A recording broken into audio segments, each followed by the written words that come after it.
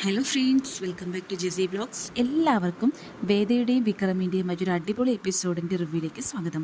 ഇന്നത്തെ എപ്പിസോഡിൻ്റെ തുടക്കം തന്നെ കാണിക്കുന്നത് വളരെ വിഷമത്തോടു കൂടി വർക്ക്ഷോപ്പിലിരിക്കുന്ന വിക്രമത്തെ കാണിച്ചുകൊണ്ടാണ്. അപ്പോൾ വിക്രമിനെ ആശ്വസിപ്പിക്കാനായിട്ട് അവിടേക്ക് രാജീവ് ജോസഫും വരുന്നുണ്ട്. അവർ പറയാണ്, നിൻ്റെ നല്ലതിന് വേണ്ടി തന്നെയാണ് ശ്രീനിവാസൻ സാർ നിന്നെ ഒഴിവാക്കിയിരിക്കുന്നത്, അതിൽ നീ വിഷമിക്കേണ്ട കാര്യമില്ല എന്ന് പറയണം. എന്താണ് അങ്ങനെ പറയാൻ കാരണമെന്നും വിക്രം ചോദിക്കുമ്പോൾ മുമ്പുണ്ടായ കാര്യങ്ങളെല്ലാം തന്നെ ജോസഫും രാജയും പറയാണ്. മറ്റൊന്നുമല്ല, ഞങ്ങൾ ശ്രീനിവാസൻ സാറെ കണ്ടിരുന്നു. അദ്ദേഹം പറയുണ്ടായിരുന്നു നിൻ്റെ നല്ലതിന് വേണ്ടിയാണ് അദ്ദേഹം അങ്ങനെ ചെയ്തത് എന്നും നമ്മുടെ അച്ഛൻ്റെ ഓരോ വാക്കുകളും അദ്ദേഹത്തെ വളരെയധികം സ്വാധീനിച്ചിട്ടുണ്ടായിരുന്നു. അപ്പോൾ ഏതൊരു അച്ഛൻ്റെയും മകൻ എന്ന് പറയുന്നത് മക്കൾ നല്ല വഴിക്ക് പോകണമെന്നേ ഉണ്ടാവുകയുള്ളൂ. അതുകൊണ്ട് തന്നെയാണ് നിന്നെ നല്ലൊരു വഴിക്ക് കൊണ്ടുപോകാൻ വേണ്ടിയാണ് അദ്ദേഹം നിന്നെ കൈയൊഴിഞ്ഞത്. പക്ഷേ നിരന്തരമായിട്ടുള്ള ഒരു കൈയൊഴിയിലല്ല, അത് താൽക്കാലികം മാത്രമാണ്. നിൻ്റെ ഏതൊരാവശ്യത്തിനും അദ്ദേഹം കൂടെ ഉണ്ടാവും. മാത്രമല്ല, നീ നിന്നെ വെറുതെ ടെൻഷൻ അടിച്ചിരിക്കുന്നു, ഒന്നും സംഭവിക്കാതെ പോലെ നീ പഴയതുപോലെ വീണ്ടും കയറി ചെയ്യാൻ മതി എന്ന് പറഞ്ഞിട്ട് ജോസഫ് പറയണം. അപ്പോൾ അദ്ദേഹം വിക്രം വളരെയധികം സന്തോഷിക്കുകയാണ്. പിന്നില്ല, അദ്ദേഹം അങ്ങനെ പറഞ്ഞത് ശരിക്കും അങ്ങോട്ട് പോകാതിരിക്കാനൊക്കെ പറ്റുമോ? ഞാൻ അങ്ങോട്ട് പോകും എന്ന് പറയണം. എന്നാലും നീ കുറച്ച് പേടിച്ചില്ലേ, നീ ആകൊന്ന് ഒലഞ്ഞു പോയില്ലേ എന്ന് പറഞ്ഞ് ജോസഫ് കളിയാക്കുന്നുണ്ട്. അപ്പോൾ പറയണം, വേറെ ആരെങ്കിലും എന്തെങ്കിലും പറഞ്ഞാൽ എനിക്ക് കുഴപ്പമില്ല, ശ്രീനിവാസൻ സാർ എന്തെങ്കിലും പറഞ്ഞാൽ അദ്ദേഹത്തിനെ മാറ്റി നിർത്തൽ അതെനിക്ക് താങ്ങാവുന്നതിലപ്പുറമാണെന്ന് പറയാണ് കേട്ടോ. അപ്പോൾ രാജ പറയാണ്, അത് തന്നെയാണ് ശരി, നീ അദ്ദേഹത്തിൽ നിന്ന് മാറിയാൽ അനേകം പ്രശ്നങ്ങളുണ്ടാവും. കാരണം നമുക്ക് കുറേയധികം ആളുകൾ നമുക്കെതിരായിട്ട് നിൽക്കുന്നുണ്ട്. അവരെല്ലാവരും തന്നെ നമ്മൾ ശ്രീനിവാസൻ സാറിൻ്റെ അടുത്ത് നിന്ന് മാറി നിറഞ്ഞാൽ നമുക്കെതിരെ തിരിയും. അതുകൊണ്ട് എന്തായാലും സേഫ് നമ്മൾ അദ്ദേഹത്തോടൊപ്പം നിൽക്കുന്നത് തന്നെയാണ് എന്ന് പറയാണ് കേട്ടോ. അപ്പോഴേക്കും അവിടേക്ക് നമ്മുടെ രാധ വരാണ്. രാധയെ കണ്ടതും ജോസഫ് പറയാണ്, അതോ നിനക്ക് വേറൊരു പ്രശ്നം വരുന്നുണ്ട്, നീ ആദ്യം അത് പോയി പരിഹരിക്കും, ഞങ്ങൾ പോയി ഞങ്ങളുടെ പണി ചെയ്യട്ടെ എന്ന് പറഞ്ഞിട്ട് അവർ രണ്ടാളും പണിയിലേക്ക് പോവുകയാണ്. അപ്പോൾ രാധ വരാണ് കേട്ടോ. രാധ വരുമ്പോൾ വിക്രം നോക്കി നിൽക്കുകയാണ്.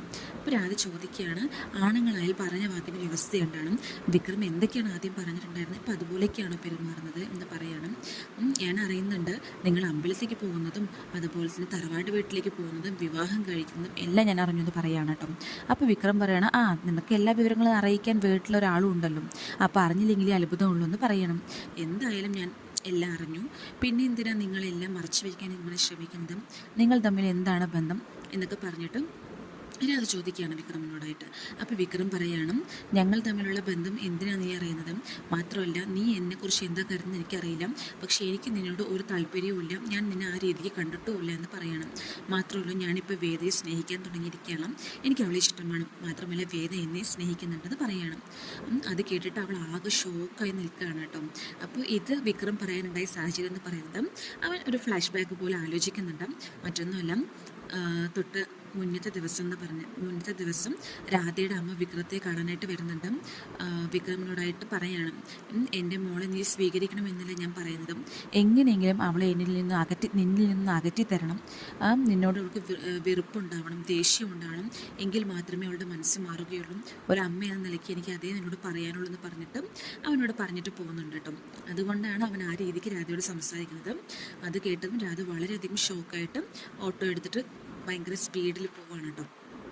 അപ്പോഴേക്കും നമ്മുടെ ജോസഫും രാജീവ് ഇതെല്ലാം കേട്ട് നിൽക്കുന്നുണ്ട്. അപ്പോൾ അവർ വന്നിട്ടും, നീ എന്തിനാ കുട്ടിയോട് ഇങ്ങനെയൊക്കെ സംസാരിച്ചത്, അത് ചെറിയ കുട്ടിയല്ലേ, ഓർമ്മ വെച്ച കാലം മുതൽ അവൾ നിന്നെ സ്നേഹിച്ച് നടന്നതല്ലേ, അതുകൊണ്ടാണ് അവൾ നിന്നെ ഇങ്ങനെ ശല്യം ചെയ്യുന്നതും, നീ പറഞ്ഞു മനസ്സിലാക്കിയാൽ മതിയായിരുന്നു, ഈ രീതിക്ക് പറയേണ്ടിയിരുന്നില്ല, ഇനി അവൾ എന്തെങ്കിലും കയ്യബദ്ധം ചെയ്യുമോ എന്ന് പറഞ്ഞിട്ട് പറയണം.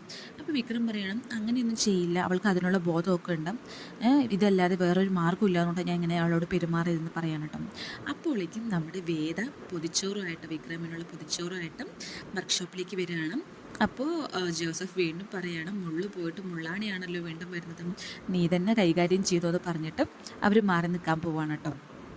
അപ്പോഴേക്കും വേദ അടുത്തെത്ത് എന്നിട്ട് അവൾ പറയാണ്, പാടത്തിലേക്ക് പണി ചെയ്യുന്ന ഭർത്താക്കന്മാർക്ക് ഭക്ഷണം കൊണ്ടുപോകുന്ന കാലം ഉണ്ടായിരുന്നു, ഇപ്പോൾ എൻ്റെ ഭർത്താവ് കണ്ടില്ലേ, ഏത് നേരം ഓരോ പണിയായിട്ട് ഇവിടെ വർക്ക്ഷോപ്പിൽ തന്നെ, അപ്പോൾ അദ്ദേഹത്തിന് ഭക്ഷണമായിട്ട് ഞാൻ വന്നതാണെന്ന് പറയാൻ കേട്ടോ.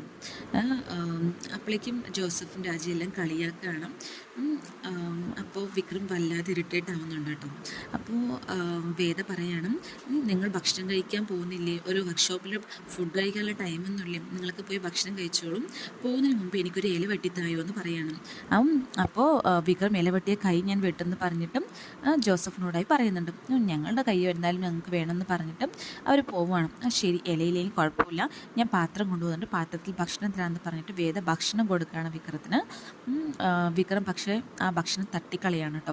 അപ്പോൾ ഭയങ്കര അധികം ഷോക്കാവുകയാണ് വേദ പറയണം, ഈ ഒരു ഭക്ഷണത്തിൻ്റെ വില നിങ്ങൾക്ക് അറിയാത്തതുകൊണ്ടാണ്, പണിയെടുക്കുന്നവർക്ക് അതിൻ്റെ വില അറിയുള്ളൂ, നിങ്ങൾക്ക് അതിൻ്റെ ടെൻഷനൊന്നും ഇല്ലല്ലോ, നിങ്ങൾ ഒരു ദിവസം പണിയെടുക്കാൻ പോയിട്ട് തന്നെ എത്രയധികം ക്ഷീണിച്ചതാണ്, നിങ്ങളുടെ അച്ഛൻ എത്രയധികം കഷ്ടപ്പെട്ട് ഉണ്ടാക്കിയതാണെന്നറിയും, മാത്രമല്ല നിങ്ങളുടെ അമ്മ നിങ്ങൾക്കും കൂടി വേണ്ടിയാണ് ഇത് ഉണ്ടാക്കി കൊടുത്തു വിട്ടതും, പക്ഷെ നിങ്ങൾ ഇങ്ങനെയല്ലേ പെരുമാറിയതും, ഭക്ഷണത്തിനൊരു മഹത്വമുണ്ട്, അത് നിങ്ങൾ പാലിച്ചില്ല, മാത്രമല്ല എത്രയോ കുഞ്ഞുങ്ങൾ ഭക്ഷണം പോലും കിട്ടാതെയും കാക്കയും പൂച്ചയും ഒക്കെ തിന്നുന്ന എച്ചിൽ തൊട്ടിൽ നിന്ന് ഭക്ഷണം കഴിക്കുന്നു, നിങ്ങൾക്ക് അതിനുള്ളൊരു വില പോലും നിങ്ങൾ കൊടുത്തില്ല, നിങ്ങൾ എപ്പോൾ ഭക്ഷണം കഴിക്കുമ്പോൾ നിങ്ങൾക്കിത് ഓർമ്മ വരുമെന്ന് പറഞ്ഞിട്ട് അവൾ ആ ഭക്ഷണം താഴെ കിടന്ന ഭക്ഷണമൊക്കെ പെറുക്കി വീണ്ടും കൊണ്ടുവന്ന പാത്രത്തിൽ ഇടുകയാണ്. അപ്പോൾ വിക്രം ആകെ ഒരുമാതിരി എന്താ പറയുക, ഭയങ്കര സങ്കടമായി അവൾ പറഞ്ഞ വാക്കുകൾ കേട്ടപ്പോൾ. അപ്പോൾ എന്തിനാ നീ അതിൽ തന്നെ ഒക്കെ എടുത്തിടുന്നത് എന്ന് ചോദിക്കുന്നുണ്ട്. അപ്പോൾ വേദ പറയാണ്, നിങ്ങൾക്ക് ഈ ഭക്ഷണം വേണ്ടാതായിട്ടുള്ളൂ, നമ്മുടെ അടുക്കളുടെ പുറത്തും കുറേ പൂച്ചയും പട്ടികളും ഒക്കെ വരും, അവർക്കൊന്നും ഈ ഭക്ഷണത്തോട് പുച്ഛമുണ്ടാവില്ല എന്ന് പറഞ്ഞിട്ടും അവൾ അത് എടുത്തിട്ട് പോവുകയാണ് കേട്ടോ. പിന്നെ കാണിക്കുന്നത് വീട്ടിൽ ഭ്രാന്ത് പിടിച്ച അവസ്ഥയിൽ നടക്കുന്ന നന്ദിനിയാണ്. നന്ദിനി അങ്ങോട്ടും ഇങ്ങോട്ടും ഓരോന്നാലോചിച്ച് പിച്ചും പേയും പറഞ്ഞ് ഇങ്ങനെ നടക്കുന്നുണ്ട്. അപ്പോൾ വിനായകൻ വരികയാണ് കേട്ടോ. വിനായകൻ വന്നിട്ട് എന്താണ് പ്രശ്നം, എന്താണ് നീ ഇങ്ങനെ നടക്കുന്നത് ചോദിക്കുകയാണ് കേട്ടോ. എല്ലാത്തിനും കാരണം വേദയാണെന്ന് പറയണം. വേദയോ, അവൾ എന്ത് ചെയ്തു എന്ന് ചോദിക്കണം. അവളല്ലേ ചെയ്തത്, അവൾ കാരണമാണ് എനിക്കിപ്പോൾ ഇവിടെ സമാധാനം ഇല്ലാണ്ടായതും, അവൾ കാരണമാണ് ഇപ്പോൾ നമ്മൾ ഇവിടെ വീട്ടിൽ ഒറ്റപ്പെട്ടു പോയതും, അമ്മയ്ക്കിപ്പോൾ എന്നോട് സ്നേഹമില്ല, അച്ഛനെ അടക്കം അവൾ ചോദ്യം ചെയ്യുന്നു, നമുക്കൊരു വിലയില്ലാതായി എന്ന് പറഞ്ഞിട്ട് അവളിങ്ങനെ ഓരോ സങ്കടം പറഞ്ഞുകൊണ്ടിരിക്കുകയാണ് നന്ദി. അവളുടെ ഈ ഒരു അവസ്ഥ കണ്ടിട്ട് വിനായകന് ആകെ എന്താ പറയുക, ഭയങ്കര കോമഡി പോലെ തോന്നിയതും, അവൾക്ക് ഭ്രാന്ത് പിടിച്ചിട്ടുണ്ടോ, ഇനി വട്ടിൻ്റെ വല്ല അസുഖം ആയിരിക്കുമോ എന്നൊക്കെ പറഞ്ഞിട്ട് ഇങ്ങനെ നോക്കിക്കൊണ്ടിരിക്കുകയാണ് കേട്ടോ. നിങ്ങൾ എന്താ ഇങ്ങനെ കണ്ണു മിടിച്ച് നോക്കുന്നതെന്നാണ് നന്ദി ചോദിക്കുന്നുണ്ട്. അപ്പോൾ വിനായകൻ പറയാണ്, അല്ല ഞാൻ ചിന്തിക്കുകയായിരുന്നു, ഊട്ടിക്ക് പോകണോ ഉളമ്പറയ്ക്ക് പോകണോ എന്ന് ചോദിക്കണം, ഞാനിങ്ങനെ പട്ട് പിടിച്ച് ചിന്തിച്ചുകൊണ്ടിരിക്കുമ്പോൾ നിങ്ങൾ എന്താ ടൂർ പോകേണ്ട കാര്യമാണോ സംസാരിക്കുന്നതെന്ന് പറഞ്ഞിട്ട് വീണ്ടും അവളിങ്ങനെ പറയാനുണ്ട്. അത് കേട്ടപ്പോൾ വിനായകൻ വീണ്ടും വല്ലാത്തൊരവസ്ഥയിലേക്ക് പോവുകയാണ്. ടൂറ് പോകുക, ഈ സ്ഥലങ്ങളിലേക്ക് ആരെങ്കിലും ടൂറ് പോകും, ഞാൻ നിന്നോടൊരു കാര്യം പറയട്ടെ ഞാൻ പറയുന്ന ആദ്യം കേൾക്കാം. നമുക്കൊരാളോട് ശത്രുത തോന്നിക്കഴിഞ്ഞാലും അവരെക്കുറിച്ച് മാത്രം നമ്മൾ ചിന്തിക്കുന്നതാണ് ഫസ്റ്റ് സ്റ്റേജ്. രണ്ടാമത്തെ സ്റ്റേജ് എന്ന് പറയുന്നത് നമ്മൾ അവരെക്കുറിച്ച് മാത്രം, അതായത് നമുക്ക് ശത്രുതയുള്ള ആൾ നമ്മളെക്കുറിച്ച് മാത്രമാണ് ഓർത്തുകൊണ്ടിരിക്കുന്നത് എന്നാണ് രണ്ടാമത്തെ സ്റ്റേജ്. മൂന്നാമത്തെ സ്റ്റേജ് അതെന്നറിയും, മുടിയും വിരിച്ചിട്ട് ഈ വീടിന് ചുറ്റും ഓടുന്നതാണ് മൂന്നാമത്തെ സ്റ്റേജ് എന്ന് പറയാൻ കേട്ടോ. ഇതൊന്നും കേട്ടിട്ട് ആകെ മനസ്സിലാവാത്ത പോലെ നിൽക്കുന്ന നന്ദിനിക്കും മുടി വിരിച്ചിട്ട് വീട് ചുറ്റും പോകുന്നു എന്ന് പറഞ്ഞപ്പോഴാണ് എനിക്ക് വട്ടാണെന്നാണ് വിനായകേട്ടൻ പറയുന്നതെന്ന് മനസ്സിലാക്കിയിട്ടും ആകെ ഡെസ്പായിട്ട് നിൽക്കുന്നതോടെയാണ് ഇന്നത്തെ എപ്പിസോഡ് അവസാനിക്കുന്നത്. സോ നിങ്ങൾക്ക് എല്ലാവർക്കും വേണ്ടി ഇഷ്ടമായെന്ന് വിചാരിക്കുന്നു. താങ്ക്